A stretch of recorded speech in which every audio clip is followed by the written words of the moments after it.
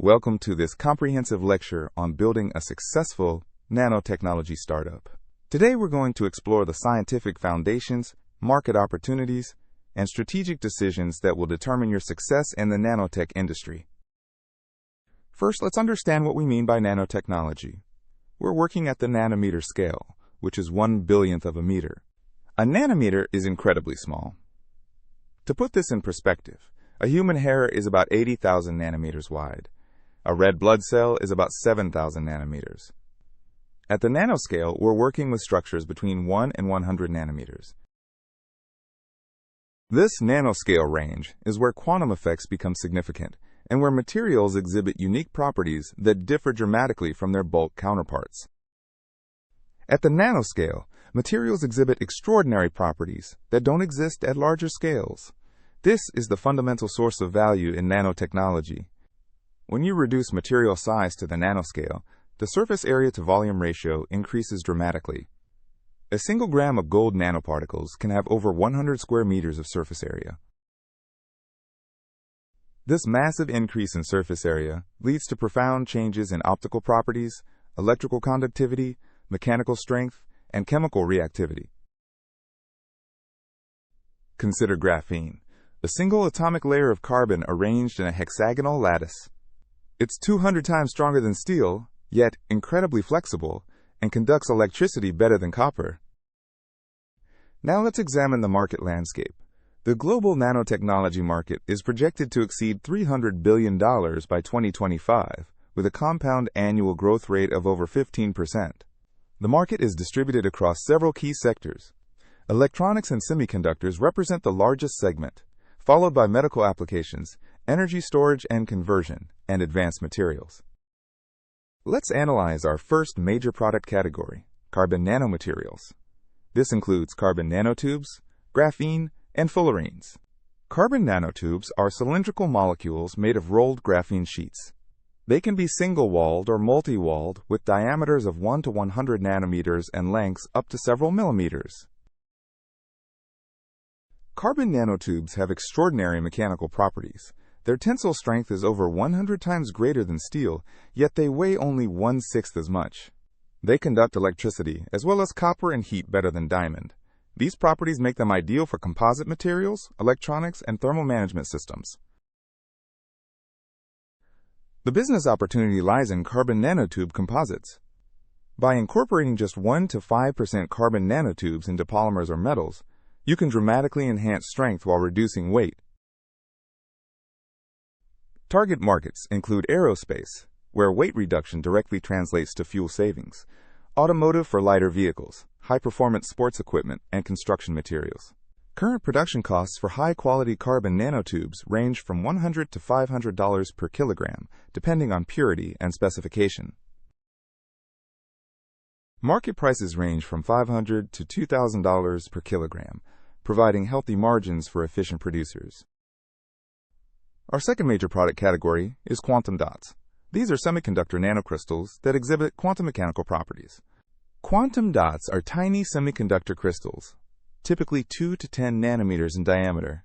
Their optical properties depend precisely on their size due to quantum confinement effects.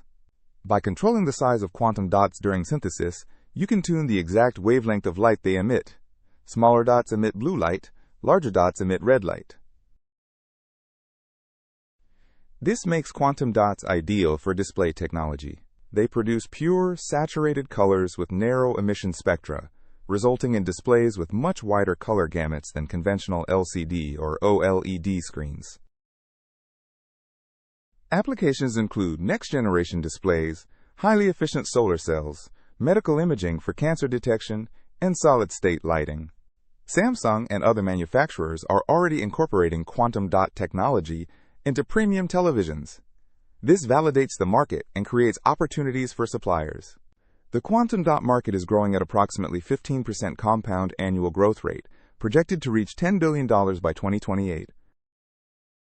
The third major category is nanoparticle drug delivery systems. This represents one of the highest value applications of nanotechnology.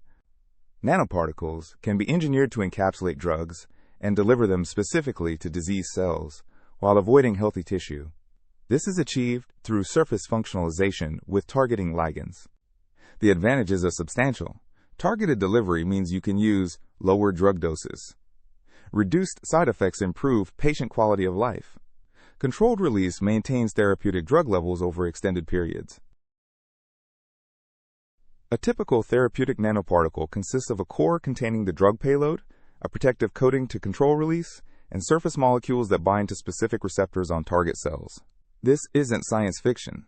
Liposomal formulations of doxorubicin for cancer treatment are already FDA approved and generate billions in annual sales. The market validation exists. Target applications include cancer therapy, treating drug-resistant infections, inflammatory diseases, and genetic disorders. Each represents a multi-billion-dollar opportunity. The fourth category is nanostructured catalysts. Catalysis is a massive industrial sector, and nanocatalysts offer dramatic performance improvements. Nanostructured catalysts have enormously high surface areas, providing more active sites for chemical reactions. This means faster reaction rates and higher selectivity. Key applications include fuel cells for clean energy, chemical manufacturing, automotive emissions control, and hydrogen production for the emerging hydrogen economy. In a fuel cell, platinum nanoparticles catalyze the reaction between hydrogen and oxygen to produce water and electricity. Reducing platinum particle size from 10 to 2 nanometers increases catalytic activity by a factor of 5. Platinum costs approximately $30,000 per kilogram. By using nanoparticles, you can achieve the same catalytic performance with 1/5 the platinum loading. This translates to savings of $24,000 per kilogram equivalent, making fuel cells economically viable for automotive applications. The fifth category is nanocomposite coatings. This is a large market with relatively low barriers to entry, making it attractive for startups. Nanocomposite coatings incorporate nanoparticles into thin films applied to surfaces. These coatings can provide scratch resistance, anti-fouling properties, UV protection, or self-cleaning capabilities. Key properties include superhydrophobicity for water-repellent surfaces, antimicrobial activity to prevent bacterial growth, extreme scratch resistance, and UV blocking to prevent degradation. A superhydrophobic coating uses nanostructured surfaces to create extreme water repellency. Water droplets simply roll off, carrying dirt and contaminants with them. Target markets include automotive for self-cleaning windshields and paint, building exteriors for maintenance-free facades, medical devices to prevent biofilm formation, and consumer electronics for screen protection. The nanocoatings market is projected to reach $8 billion by 2025. With strong growth driven by regulatory requirements and consumer demand. Now let's discuss strategy for market entry.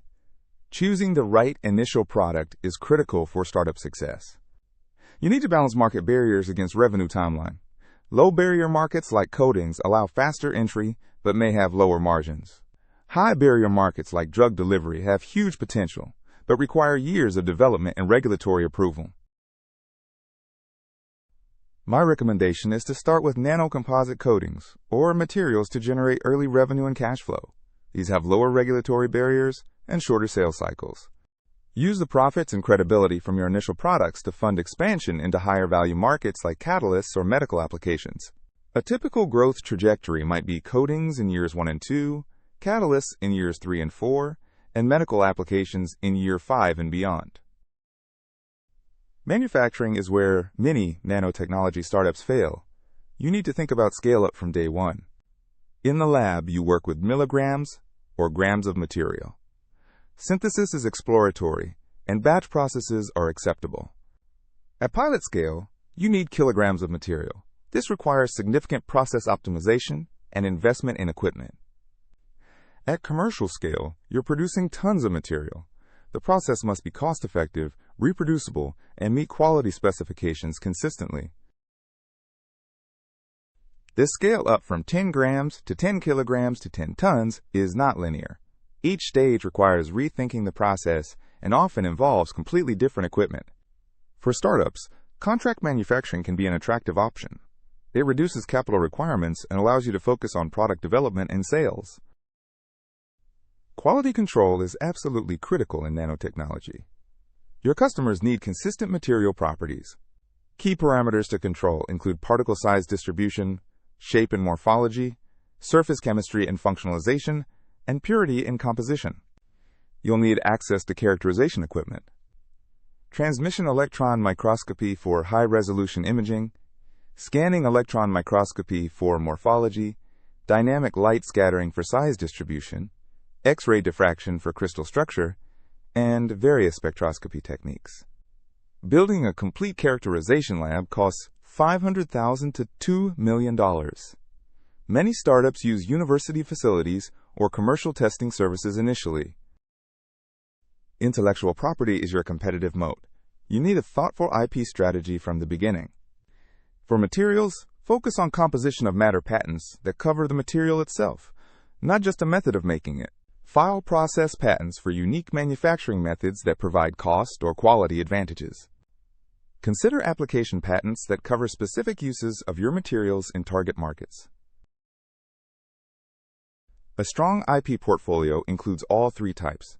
This creates multiple barriers to competition. Each patent application costs $15,000 to $30,000, including filing and prosecution. Budget for 3 to 5 core patents in your first 2 years. Understanding regulatory requirements is essential. Regulations vary dramatically by application and geography. Industrial materials face relatively light regulation in most countries. You need safety data sheets and may need to register under REACH in Europe or TSCA in the United States. Consumer products face moderate regulation. You'll need safety testing and potentially toxicology studies depending on exposure routes. Medical devices and drugs face heavy regulation. Clinical trials are required, and the approval process can take 5 to 10 years and cost tens of millions of dollars. Timeline to market varies accordingly. Industrial applications can reach market in 6 to 12 months. Consumer products take 1 to 2 years. Medical applications require 5 to 10 years. Let's talk about funding. Nanotechnology startups have unique funding requirements and opportunities. Seed stage funding typically ranges from $500,000 to $2 million. This covers proof of concept, initial IP filing, and pilot scale manufacturing. Series A rounds are typically $5 to $15 million. This funds scale-up, comprehensive testing, and initial market entry. Series B rounds of $20 to $50 million fund commercial-scale production facilities and market expansion. The funding trajectory follows technology maturity and market validation. Each round requires demonstrating progress on key milestones. Don't overlook government grants. SBIR and STTR programs in the U.S. provide non-dilutive funding. Similar programs exist in Europe, Asia, and other regions. Your team is your most important asset. Nanotechnology requires diverse expertise. Core team members should include a material scientist with deep technical expertise, a process engineer who can scale up manufacturing, and business development to drive sales and partnerships. Build an advisory board with industry veterans who have successfully commercialized materials and academic experts who provide scientific credibility. Consider locating near major research universities. This provides access to talent, equipment, and potential research partnerships. A strong go-to-market strategy is essential. Nanotechnology is an enabling technology, not an end product. Identify lead customers who are early adopters. These customers value performance improvements and are willing to pay premium prices for differentiated products. Follow the technology adoption curve. Start with early adopters at high prices. As volume grows and costs decrease, expand to the early majority. Eventually reach mass markets with optimized high-volume products. Develop technical partnerships with equipment manufacturers and system integrators. They can incorporate your materials into their products and provide market access. Focus your value proposition on quantifiable benefits. Document cost savings, performance improvements, or new capabilities that weren't possible before. Every startup faces risks. Nanotechnology startups face some unique challenges that must be managed. Technical risk includes whether your synthesis will scale successfully and whether you can hit cost targets at commercial volumes. Market risk includes whether customers will actually adopt your product and whether you can meet their specifications consistently. Regulatory risk includes potential delays in approvals and changes in regulatory requirements that could force reformulation.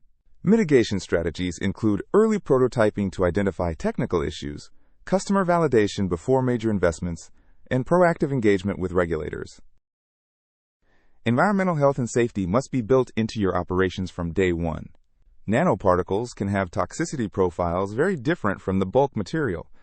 Size, shape, surface chemistry, and degree of aggregation all affect biological interactions. The primary concern is inhalation. Nanoparticles can penetrate deep into the lungs and potentially cross into the bloodstream. Implement engineering controls, including containment systems, proper ventilation, and high-efficiency particulate air filtration. Require personal protective equipment, including appropriate respirators, gloves, and protective clothing for anyone handling nanomaterials. Conduct life cycle assessments to understand environmental impact from raw material extraction through synthesis, use, and eventual disposal. Define clear success metrics and milestones to track progress and communicate with investors. Year 1 milestones typically include proof of concept in relevant applications, at least one patent filed, and pilot scale production demonstrated. Year 2 should deliver identification of lead customers, production of commercial scale samples for testing, and initial purchase orders. Year 3 targets include achieving positive revenue, optimized manufacturing with acceptable margins, and beginning market expansion. A successful trajectory shows exponential revenue growth as you move from pilot customers to broader market adoption. A reasonable target is $10 million in revenue by year 3, demonstrating product-market fit and scalability. Finally, let's discuss exit strategies. Most nanotechnology startups are acquired rather than going public. Large materials companies acquire nanotechnology startups to backward integrate and control key enabling technologies. Major customers may acquire you for vertical integration, particularly if your materials are critical to their products. Competitors may acquire you for consolidation, eliminating competition, and gaining market share. Potential acquirers include large materials companies, strategic customers in your target markets, and private equity firms looking for platform technologies. Typical valuations for nanotechnology companies range from 3 to 5 times annual revenue, higher if you have strong IP and gross margins above 50%. So what should you do now? Here's my recommended path forward. Step 1. Choose your target material based on where you have deep technical expertise and where you have existing market connections. Step 2. Rigorously validate that your synthesis can scale and hit target costs. Don't assume linear scale up. Step 3. Identify and engage with potential customers as early as possible. Get feedback on specifications and pricing. Step 4. Build your intellectual property portfolio and develop a clear regulatory strategy for your target markets. Step 5. Assemble your core team and secure seed funding to demonstrate proof of concept. Follow this roadmap systematically. Each step builds on the previous one and reduces risk. Nanotechnology represents a genuine technological revolution. The unique properties of materials at the nanoscale enable capabilities that simply don't exist at larger scales. The market opportunity is substantial and growing, over $300 billion by 2025 across multiple application sectors. Success requires technical excellence in materials science, sharp market focus on high-value applications, and disciplined execution of your business plan. Choose applications where you can clearly demonstrate value and where regulatory and technical barriers are manageable with your resources. The future belongs to teams that can successfully bridge the gap between laboratory science and commercial markets. This requires both technical sophistication and business acumen.